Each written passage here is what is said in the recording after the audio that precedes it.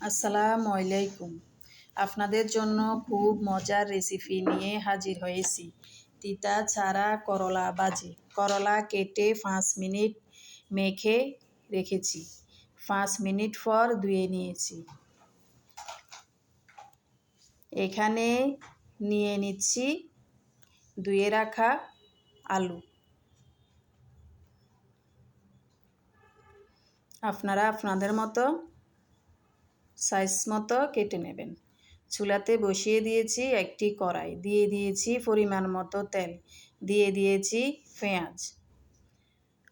এখন দিয়ে দেব 1 চামচ হলুদের গুঁড়া,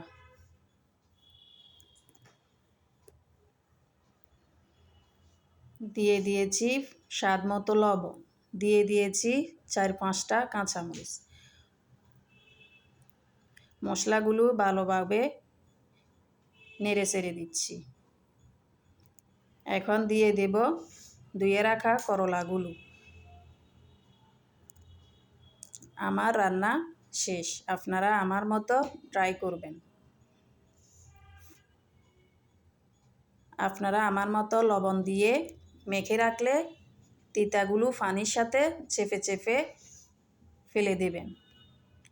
এভাবে রান্না করলে করলা আর তিতা লাগবে না। আল্লাহ হাফেজ।